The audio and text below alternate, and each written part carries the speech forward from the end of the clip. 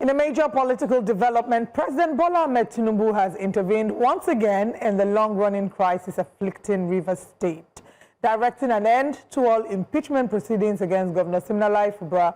According to multiple reports, the president not only ordered the FCT minister Nyesom Wike to halt moves to remove the governor, but also instructed Governor Fubara to formally recognize Wike as the undisputed political leader of Rivers, a potentially controversial condition of the peace push. The latest intervention comes as part of efforts to end months of bitter political infighting that has destabilized governance in the oil-rich state, triggered clashes within the ruling party structure, and threatened Fubara's administration with impeachment. While some see the directive as a bid to restore calm and unity, critics warn that it could undermine democratic norms, state autonomy, and the authority of the elected governor. Well, let's talk about this, as we do have former national chairman of IPAC, Mr. Peter Ameh, or better still call him the chief himself. Welcome, and thank you for joining us here on Breakfast Central. Good morning. Thank you for having me. Morning. Thank you. All right. The president reportedly instructed the minister, Nyesom Wike, to stop the impeachment of Governor Fubara, and at the same time, he asked the governor to recognize Wike as the undisputed political leader of the state. How significant is this statement politically, especially for Rivers State? For Rivers State, what the president is trying to do is to try to keep his influence over the state politics and the political structure of the state, so that he will be able to harness those and harvest it in 2027. Because what he has done is contrary to all the provision, including the constitution of the APC, where governors are the leaders of their party in the state. And it is even frightening to discover that everybody knows that Wike is still a member of the PDP. So how come do you expect a member of the APC to be reporting to such person? So the president attempt to try to, undermine our multi-party and multiplicity of our political party participation is going to have a long-term effect on party politics in Nigeria. His attempt to try to play to all sides without alienating anyone so that he can, have the benefit of Fubara being an Ijaw man and the voters of Ijaw, and then have Wike with his own supporters and political base is not doing anybody good, and also affects the federal system that we are practicing, because the federal overreach we further make other governors, and that's why you find out this drove of governors moving into the APC, because there's so much entrenched interest coming from the presidency, in trying to, put hand into the affairs of state, whether politically, economically, and otherwise. So it is not good for our democracy. It is undermining the independence of the state assembly. It is weakening the executive authority of the state, and it will further have a long-term effect on our political progress if we continue to allow the president to use federal might, to resolve issues that could be resolved constitutionally. I asked the question: why didn't the president intervene when the State House of Assembly were calling for impeachment against Fubara? Why didn't he intervene when they sent their notice of impeachment to the Chief Justice of the state? Why didn't he intervene when they sat to try to continue the process?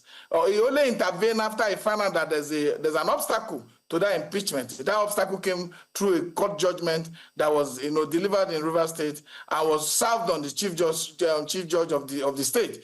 He only intervened when he discovered that the chief judge said he would be honoring the judgment that restricted him from not setting up panel as enshrined in our constitution as a procedure to continue this impeachment procedure. Because with that judgment and with the statement coming from the chief judge of the state, a spanner has been thrown to the wheel of the decision of the State House of Assembly to proceed with impeachment. So the president intervening is just a cosmetic arrangement to be able to show that they have not been defeated. Because if that proceeding was allowed to go on by the chief judge, I think the president would have kept silent, because with 26 members of the House of Assembly, supporting impeachment, Fubara and and his deputy would have been a gunner today. I think Fubara is playing at a loss because the president sees Wike as more important than Fubara. And these are the problem with our state governors who will not learn from history. If they have learned from people like even him, the president, Bola Tinubu, where he stayed in his party because he had, the political sagacity at the time to be able to defend his own authority within his federal unit where he was controlling in Lagos State. If these governors were really performing, if these governors were really representative of their people, they won't go cap in hand in putting themselves in a stranded situation such where they cannot run their state without federal interventions or federal, how they call it, intervening in their issues on a daily basis. So I blame these governors because they have not, most of them have not been able to show that they can deliver for their people. Look at the kind of money that comes into the coffers of Rivers State. If that money was properly deployed for the benefit of the people, I think even the people would have been signaling to the State House of Assembly, to the President, the danger of him not following democratic constitutional guardrails to take his decision to protect the interest of the masses. So this is the challenge, but the President is only playing his own game to be able to have the support of Fubara and the support of Nyesom Wike as he goes to 2027. Because if you, in true sense of it, APC has been very unpopular in the state, and Federal President Tinubu is also very unpopular in Rivers State because of the level of poverty and pervasive hunger that Nigeria is experiencing under his leadership. So whatever he's trying to do to be able to show the numbers is for him to do all his best and make sure that political structure and political leaders can help him to garner vote in the state. This is where the challenge of our democracy is currently hanging. Now, Chief Ameh, failure to intervene, others would argue, might take us back to where we were before state of emergency was declared. And don't you think the president is the father of the nation, and as the leader of the APC, the governor belongs to the All Progressive Congress? The members, majority of the members of the Rivers State House of Assembly, if not all of them, belong to the All Progressive Congress. So it's a family matter. And also the FCT minister, some will argue that his PDP in APC clothing is also and is serving on the APC administration. So the president was being preemptive in allowing this not to snowball into a crisis and calling everyone together to deal with it as a family affair. I don't think the president was preemptive enough. If it was, there was a foundation for those crises. There were times the speaker, Ameh, was shouting, at the top of his voice in the chamber, State House of Assembly chamber, and the president never called him to hear his side or call him to order. I think it is the obstacle that came from the chief judge that actually, saved Fubara. And two, people talk about the president being the father of the country. The president is a president of everybody. He's supposed to take charge of, along with the constitutional provisions as our federating unit has been established, because we run a federal system that has a cascading level of leadership and authority, from federal, state, and local government. So the president cannot leave the federal line and then jump to state line, which will undermine our power system in the country. So if he's not doing the right thing, and if you talk about them being members of one political party, his decision further weaken the internal mechanism of political party to deal with their issues. Because if political parties have national chairman, national secretary, organizing secretary, and national working committee members who are supposed to see to the day-to-day affairs of party issues, if they have not been able to set up disciplinary measures or investigative panel to look at this, and we have turned our political party, our social democratic fabric, our everything, we have turned it into the hands of executive, federal executive, then we have a challenge, because at the end of the day, we will cause damage to the institutional, they call it democracy that have been established by the 1999 Constitution to be able to give chance for people to be able to participate and handle issues democratically, because the president carries a lot of weight. The reason why the president is very powerful is that we are running, we borrowed this current federal system from the American, but we have made certain mistakes and certain adjustments that are further weakening the states. Like if you go to America, the National Guards are controlled by the state governors and all that. So you can't have a situation here where the state governor has no any other authority apart from just being the chief chief security of their state on paper. So the president controls the army, the police, and the Air Force. And I also take exception to the fact that the president suspended the status of the governor and suspended the status of assembly. It was undemocratic because it did not follow the provisions of the Constitution. Because if the Constitution was to be, if you read it very well, is that the president can suspend, can pronounce a state of emergency, but not to suspend a democratically elected governor or a state of assembly members who are equally elected as him and who controls a part of the federating unit of this country. And the procedure was also faulty when the president did not send this to the National Assembly. Yes, we have a very weak and praise-singing National Assembly today that we will approve after action has been taken or approve preemptively, thinking that this is what the president is thinking. He was supposed to send this request to the National Assembly and say, oh, it's time for me to put a state of emergency because of how I feel and how I feel. And then there's supposed to be deliberation and approval given to him. But the president had made that pronouncement, used the military and whatever structure within his authority as the president of the Federal Republic of Nigeria to remove the governor and suspend him from office. So this is not how democracy is practiced. You practice democracy by following rule of law. Without the rule of law, we'll go back to the abyssal state of nature, to the brutal, solitary path where strong men, determine the affairs of our state. And that will be very dangerous for our democratic governance, because if you now start to create a system where one president does bad, the other president does worse, and it will continue to weaken that democratic protection that has been put in our constitution to make sure that democracy flourish and give rooms for people to discuss, people to dialogue, and people to agree. At the stance today, Chief Ameh, is there still room for that? Chief Ameh, is there still room for that, for the implementation of democracy as it should be, democracy as you have described it, where the federal does not have to meddle into the state affairs? Is there still room for that in Rivers State with what we've seen? Because it does seem to many Nigerians that there's been a breakdown of structure in Rivers State, and it would seem that there's an elevation. Many have argued that what has been attempted to elevate there is the state of political godfatherism. So is there still hope for us to find a restoration of democracy as should be, or as you have described in Rivers State?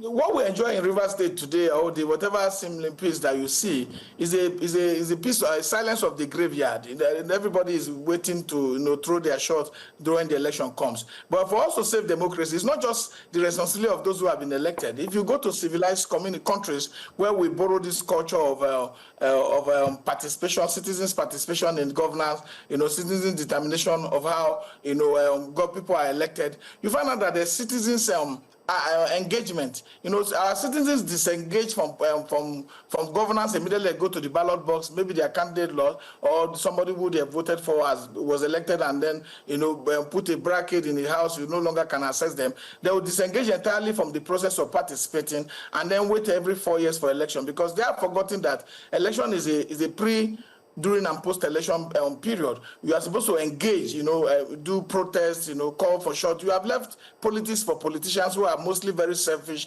and self-centered, and that's where the problem lies, because there's no way you can say that this piece of a graveyard that people are seeing in Rivers State can be cured by the politician except through the ballot box in 2027. So, and that they will have to come to an agreement, because even if you go to the ballot box in 2027, the president might want to say for his own interest, if he remove Fubara, not giving Fubara ticket of his party because he controls the party, Fubara supporters might feel alienated and then decide to, give protest vote against him.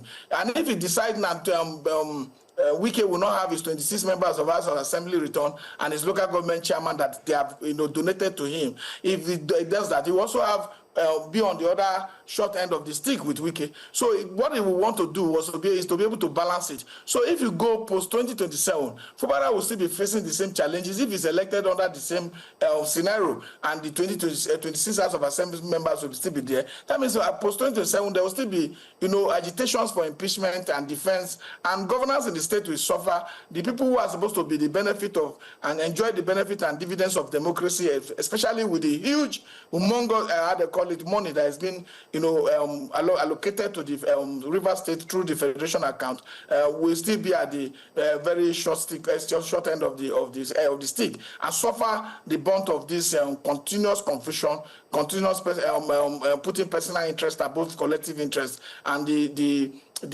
anger of the people will only be bottled up if they are courageous enough to come out to tell the political leaders that enough is enough. If not, this horse trading will continue for a long time.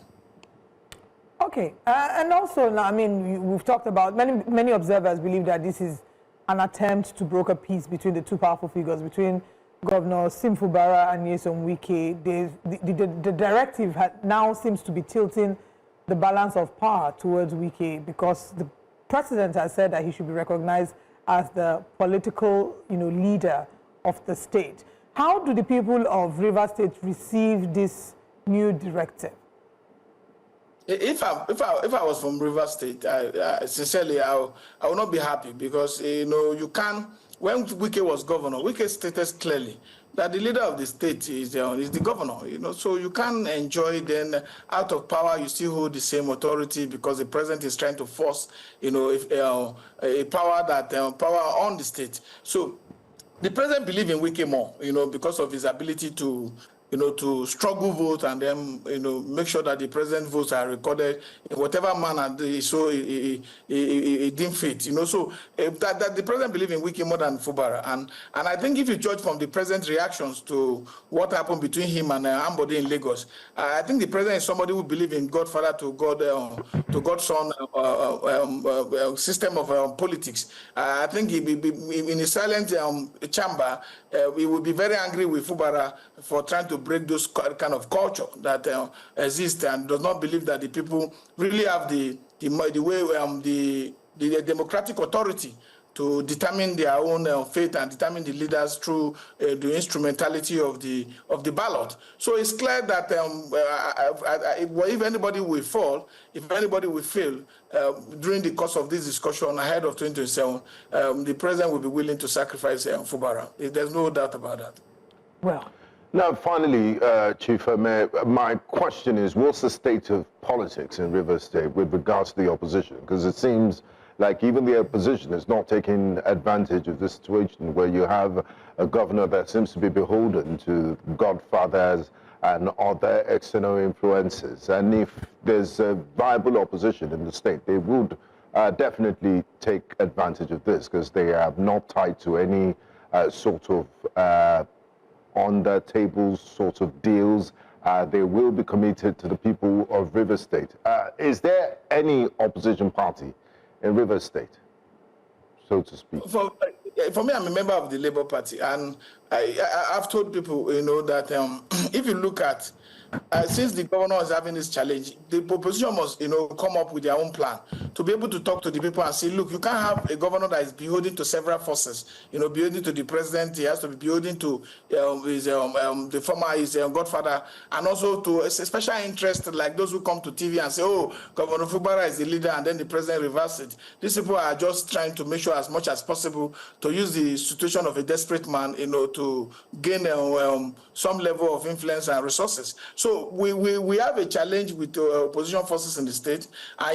For my own, I can speak a little bit for my party. We just got judgment, and I think the leader of the party, the national chairman of the party, and the leader of the party are putting everything together to make sure that the party is properly restructured so that we can take advantage of certain such situation as the need arises. But the fate of the state is it must be checked very well by opposition. Opposition must speak up. They must be able to, because if you are not speaking up, you'll not be seen. The people must see that we are filling the gap, that is being left behind by this crisis of APC, crisis of interest that does not protect the right of the indigenous and citizens of Rivers State.